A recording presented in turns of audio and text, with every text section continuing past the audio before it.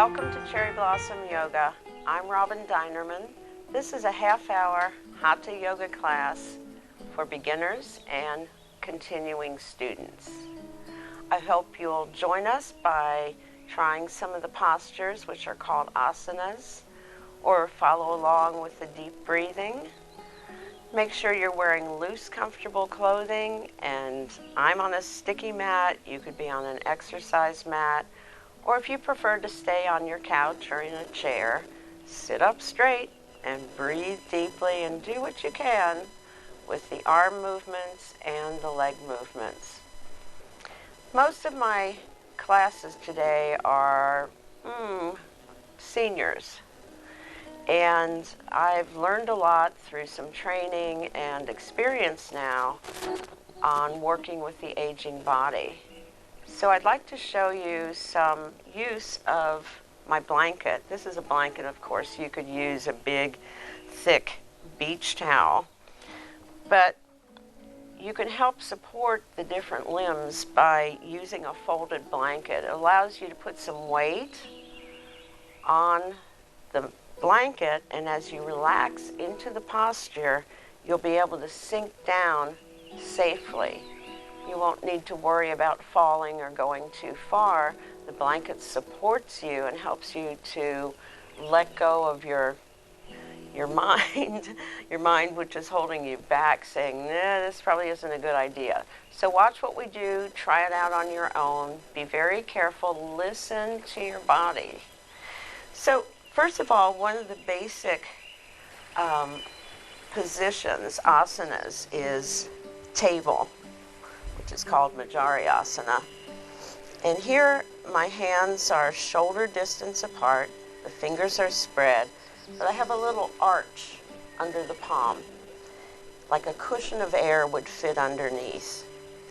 And then I press down a little bit harder with the first two fingers and the thumbs. And the reason for doing this is that a lot of people will press down really flat and hard, and then they'll start saying, my hand hurts, or my wrist hurts.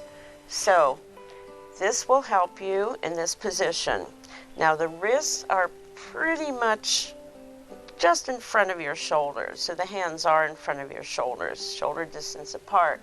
Now the other technical part is that many of us, particularly women, will turn the elbows like this. You can see my inner elbows. So you need to turn them inwards so they're facing each other. So it's all in the details. So here we are in the table posture. You can see why it's called table. And my knees are just outside of the hips. They are, I hope, hip distance apart. Turn the inner elbows inward. I have the cushion of air under my palms. Now, I found over time what I was doing was letting my head hang. So you want to lift the back of your neck and then take a deep breath in and lengthen your spine.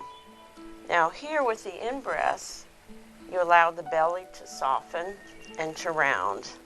With the out-breath, here we come into the cat stretch. So I'm tightening the belly muscles, pulling the navel in toward the spine, firming the buttocks, and tucking the pelvis under, pointing the tailbone under, and tucking my head under.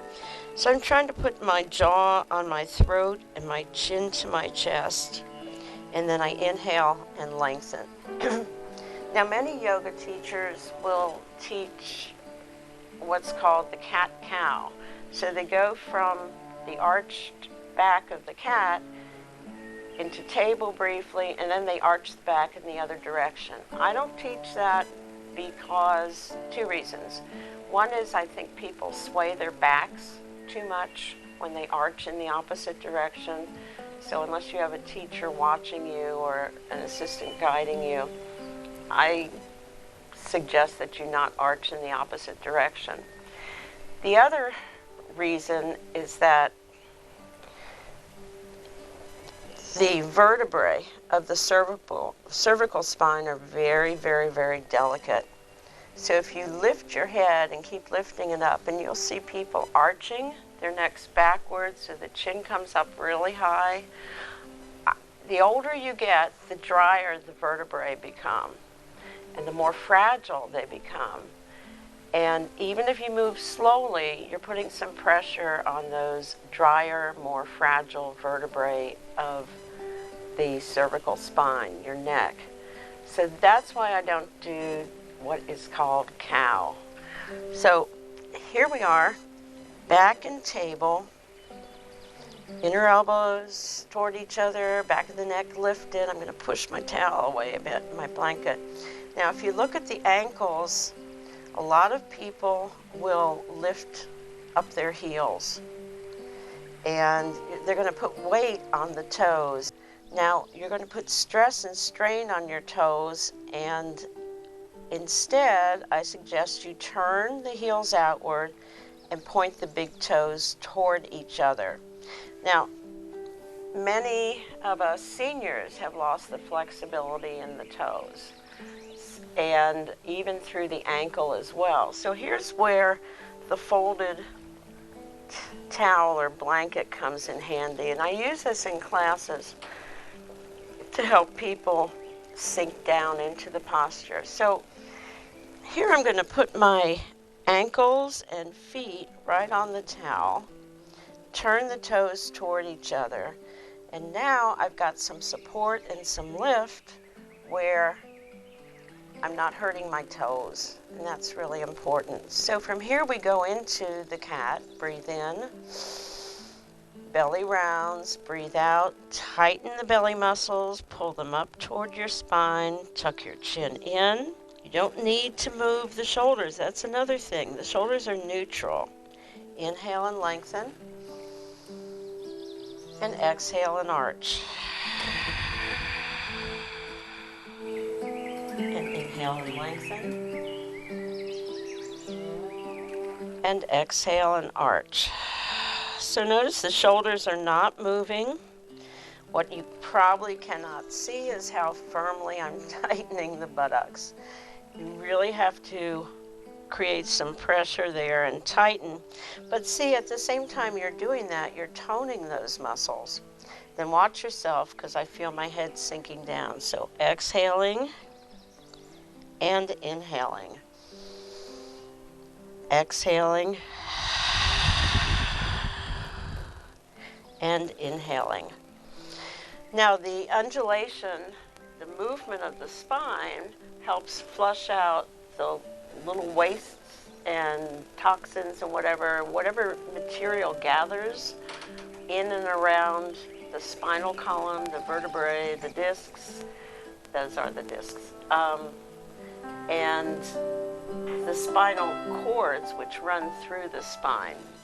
So that movement, this undulation movement of your back, helps flush that area out. It helps improve flexibility of the spine. It will help you to sit up straight a little bit. It helps everybody a little bit differently. But remember, the effects of yoga are cumulative. So here we've used the blanket underneath the feet.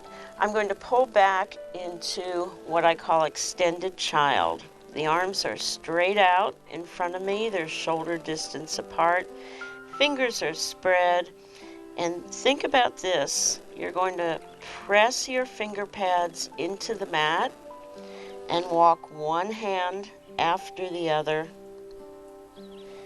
So you're pressing your fingers down to get some traction.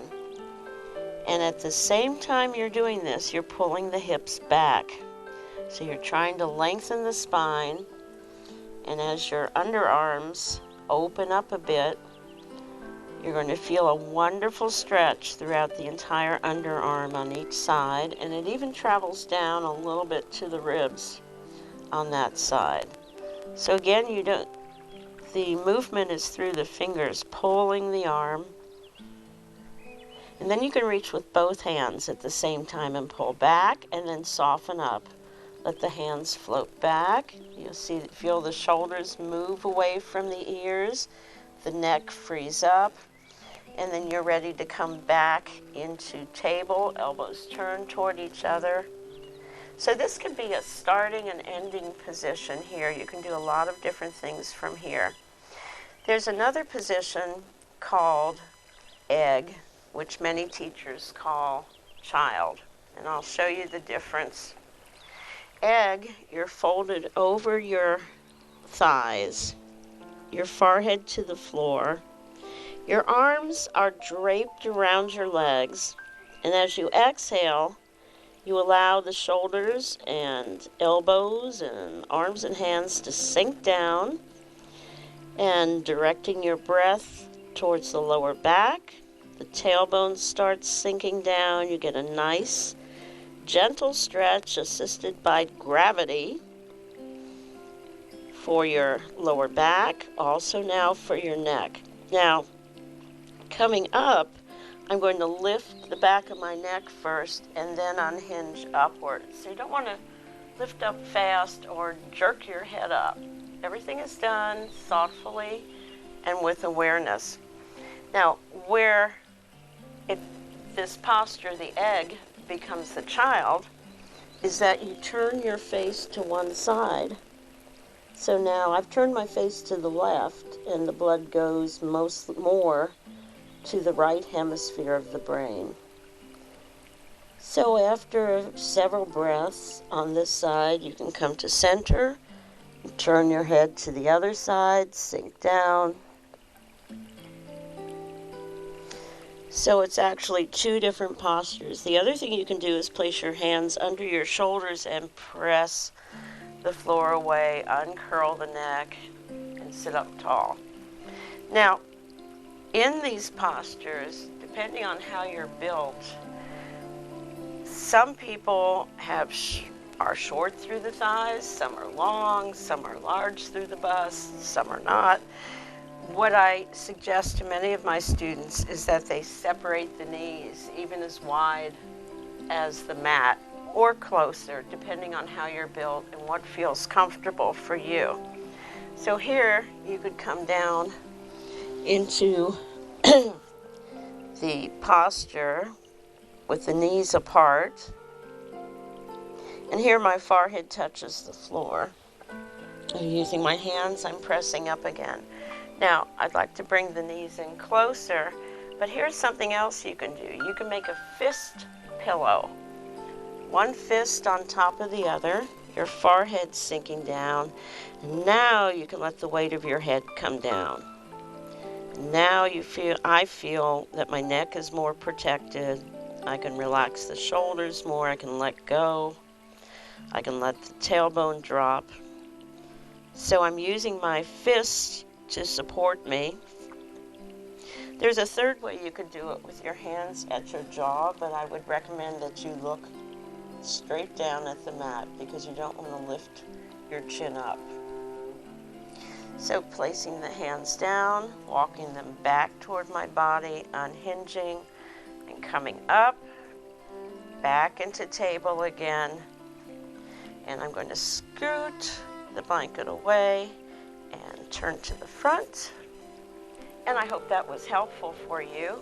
We're going to take a little bit of a break and we'll return to Cherry Blossom Yoga.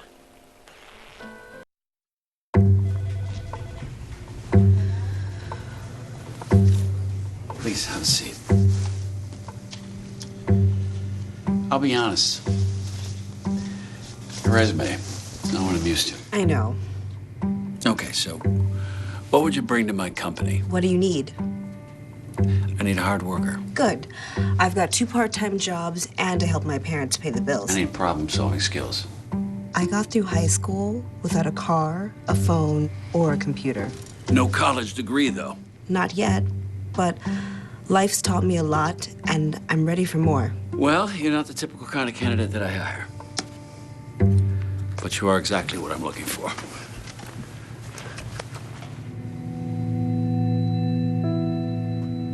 Your company could be missing out on the candidates it needs most. Learn how to find, cultivate, and train a great pool of untapped talent at gradsoflife.org. Welcome back to Cherry Blossom Yoga.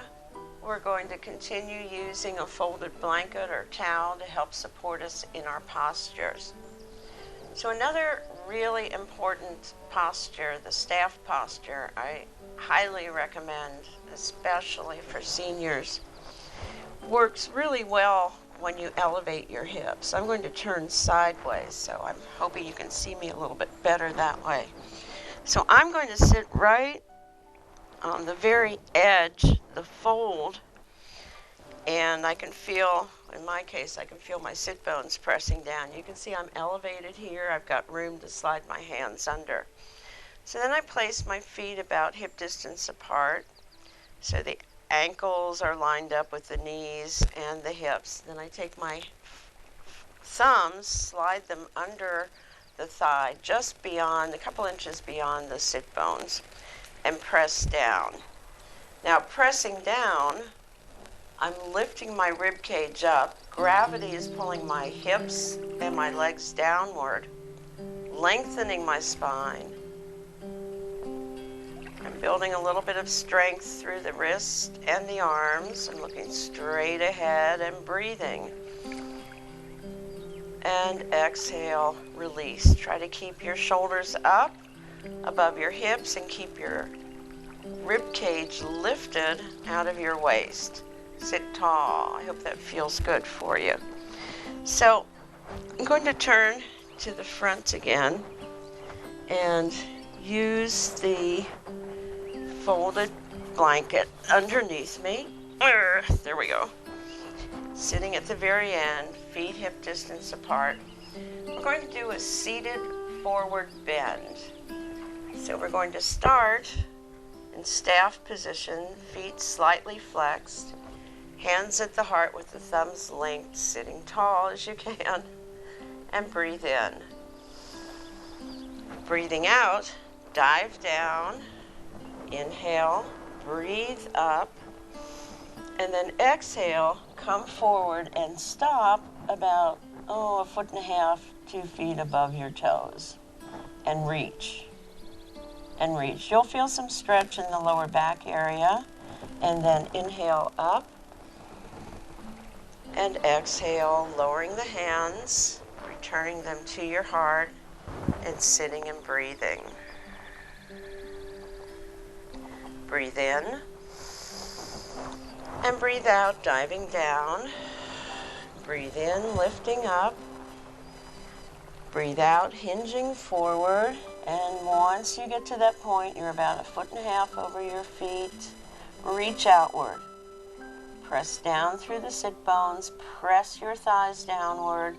And then inhale up, unfold. And exhale and lower and hands to the heart. The third time, we're going to try to go a little bit farther. But remember, no bouncing.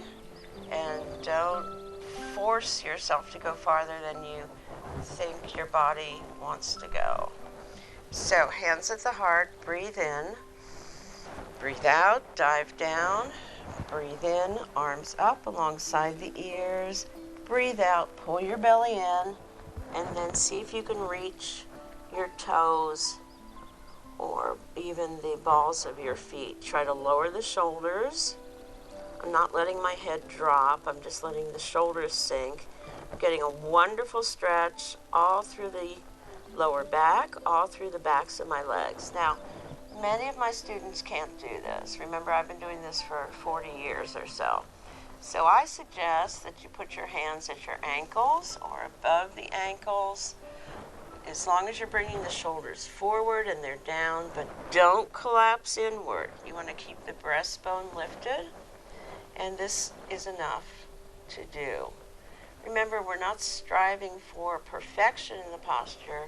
We're being aware of safety and listening to your body, judging whether a position is something you should go for or explore, or maybe just watch and visualize in your brain. So coming back to center, shoulders roll back, shoulder blades sink down. I'm going to bring one leg out, take a hold of the other leg. Now I take the foot in my hand and the leg in my other hand and gently rotate forward. And that helps open up the ankle, it helps open up the knee, remember, if you've got bad knees, a lot of my students do, you have to take care with what you're doing. You may even want to put another blanket under this knee so you can let the leg relax and sink down into it. If you can, you would tuck the toes under this foot. This foot is slightly flexed. We're going to turn and aim for the inside of the extended leg. Hands at the heart, breathe in. Breathe out, dive down. Breathe in, reach up. And exhale, come forward just inside of the leg. And the hands are about 18 inches or so above the plane of the foot. Inhale up. And exhale, lower, hands to the heart, pause. Breathe in. Breathe out and dive down. Inhale up. Exhale, hinge forward. And you can hold for a breath or two, or you come back up with your in-breath. And exhale.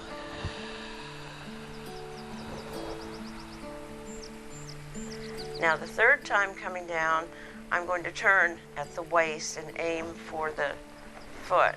Breathe in and out, diving down. Inhale up and exhale, and reach for the foot. Remember, if you can't reach the foot, go for your ankle or higher up on the shin. Go to where you can reach. And let the shoulders sink down. Keep the breastbone lifted. Press down through the thighs. And then let's just slide back up to center and hands to the heart. And then open up the other leg. Take a hold of this straight leg, bend the knee, rotate the foot outward. If you can, tuck the toes under the thigh and turn toward the inside of the extended leg. Breathe in. Breathe out and dive down. Inhale up. Hinge forward. Stopping and then reaching. Coming back up again with the in-breath. Lowering the hands with the out-breath. And repeating, dive down, reaching up, and exhale.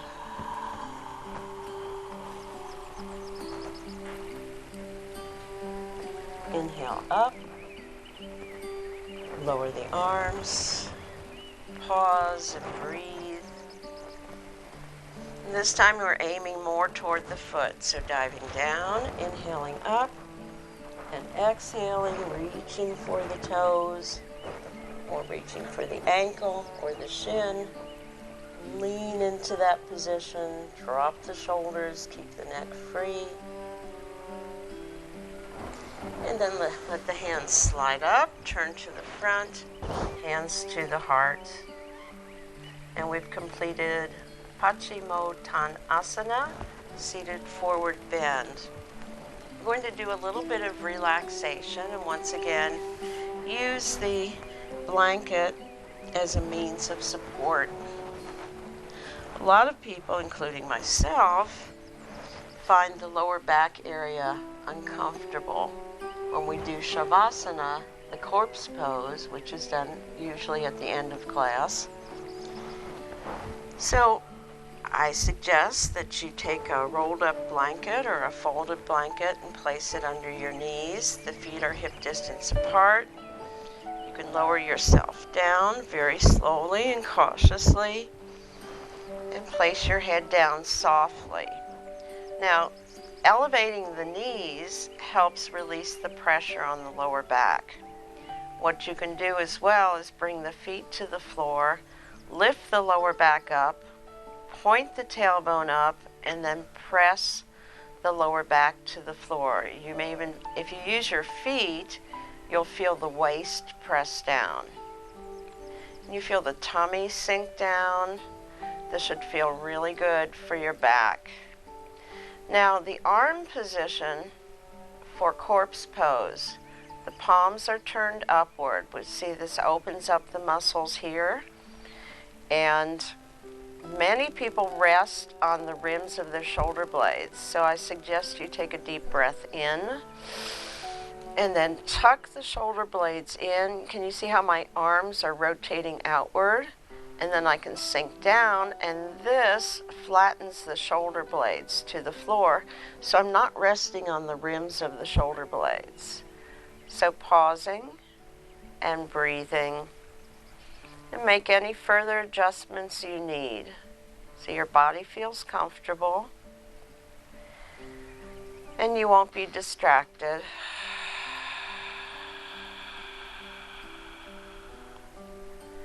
Take deep breaths in through your nostrils. Pull them down your throat, let it fill your lungs. And let the air and fresh oxygen travel throughout your body, nourishing and renewing each and every cell. Let your eyes sink down into their sockets. Feel the heaviness of your cheeks and your jaw. And rest comfortably in Shavasana, the corpse. And if you wish, now, ending the relaxation almost, bring your arms over your head, take a breath, give yourself a good stretch, and then bring your knees up. I'm going to push my blanket away, knees up, feet to the side and pressing off. Roll onto your side and let your head sink down onto your arm, or you might have another blanket or pillow here. So this is now almost a fetal posture, and from here there's a very safe way to come back up into a seated posture. You're going to press your front hand into the mat, let your head hang down, and walk your hands back to your body, coming into a seated position. Thank you for joining me today. I hope these tips were helpful and you can make use of them. And I hope you carry a wonderful feeling with you into your day, into your week, and into your life. Namaste.